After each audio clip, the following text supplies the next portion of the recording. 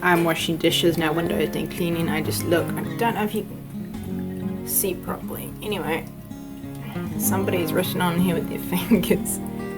I love Mum.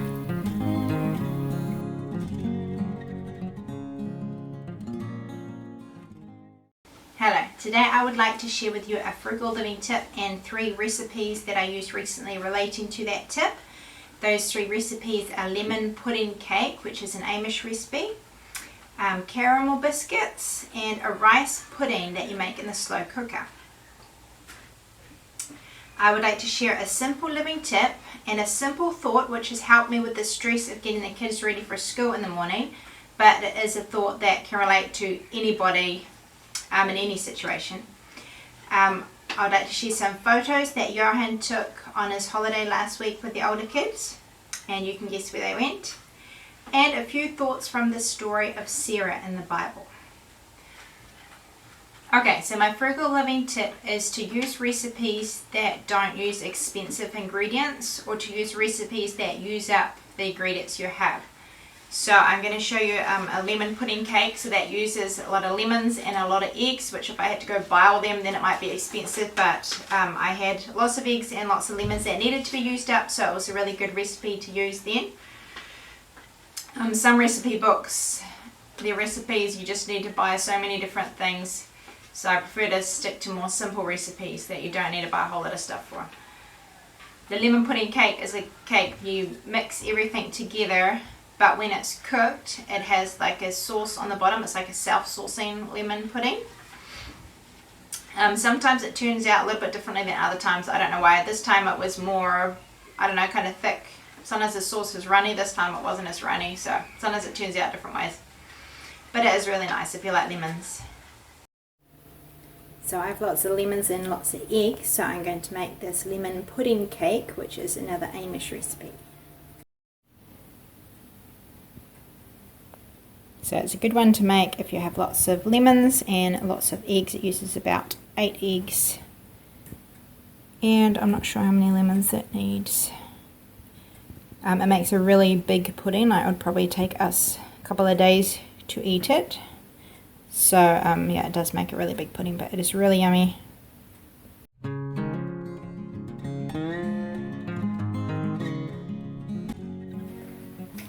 So I used 6 lemons, but some of them are not that juicy, so if they're really juicy ones you might not need as many. What?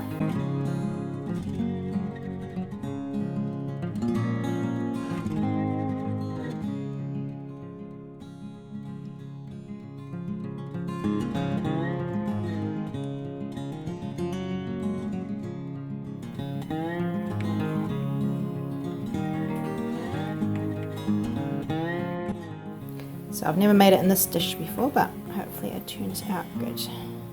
So here it says to set pan inside a larger pan of hot water in the oven. Now usually I do that, but I use a smaller pan than what I did there. So I want to try it without it this time. I don't think it will matter to not do that. So Hannah's learning to cook too, and this afternoon she is going to try making kiwi corn popcorn. This morning the handle of Esther's door broke. Right off. Mom. Esther! Oi! What are you doing? Who's in here? Staying out of trouble while Mummy is making a cake. Dad. Mummy made a yummy cake. Dad. Yeah. No, I don't make your cake a whole month before your birthday. Cheese. What are you doing? Playing duck duck goose by yourself? Yeah?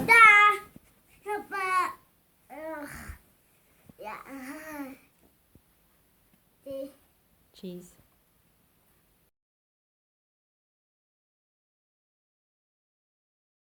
I like to clear away mess before I take videos and make photos, but this is what real life is like when I'm cooking.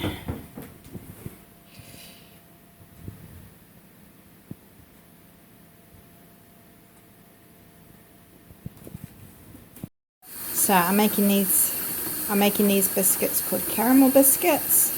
They make a big batch of really yummy biscuits that taste a little bit like crispy biscuits. So I'll put the recipe on my blog. This is the first time I've tried doing half wholemeal flour instead of just white flour, so we'll see how they turn out. And this is marshmallow fudge bars. The recipe is on my blog as well. I think I shared it a long time ago. This got like marshmallow on top, which is really yummy. And here are some of those biscuits come out of the oven. So you don't have to cook them as long as what it says if you don't want them too browned. And my kitchen is getting cleaned up a bit.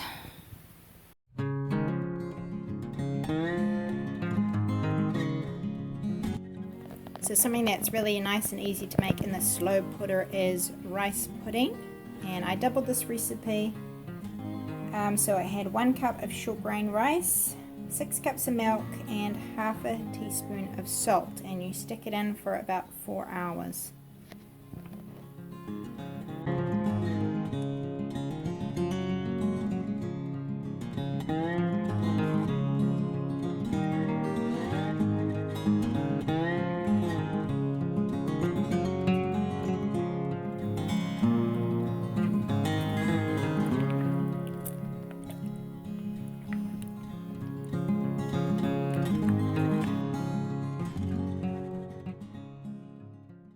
And the simple living tip,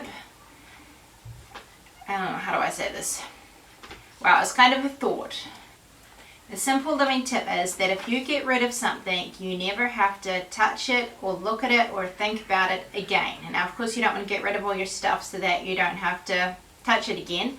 But it's a really good tip for, the stuff that you store, you don't really need, you don't really like it, you just kind of hang on to it.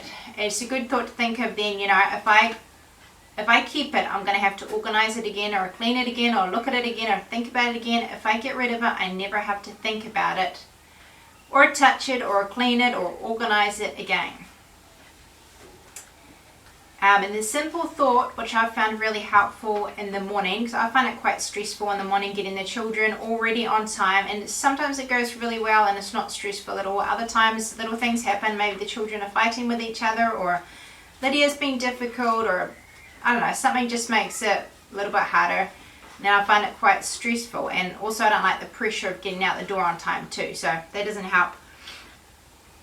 So this thought is, if this was my last morning with my children, how would I want to remember it? Would I want to, say if something happened to me today and the children remember this as their last morning with me, what would their memory be? Would the memory be that I was stressed out and grumpy and snapping at them?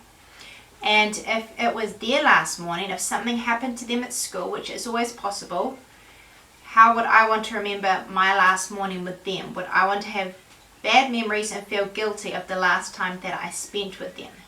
So although that may seem like a gloomy thought to be thinking, what if this was my last day today? What if this was my last morning? It is a really good thought to keep in mind, because it can help you not to stress so much about silly little things.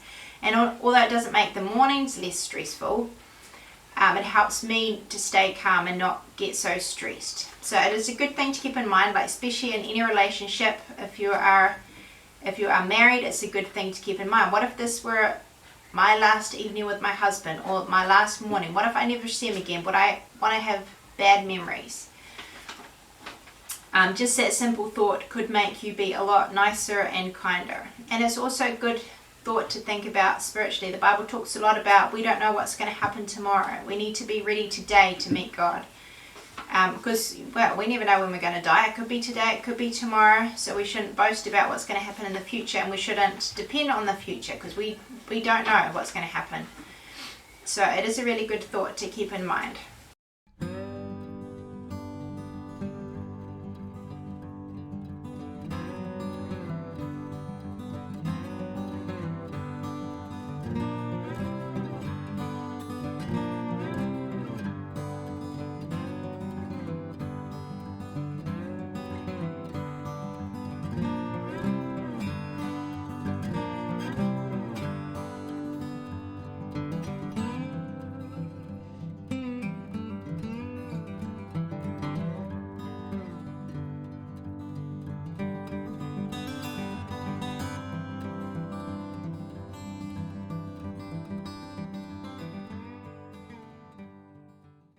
So I go to a ladies' Bible study group, and this last 2 weeks we've been studying the life of Sarah and what we can learn from her.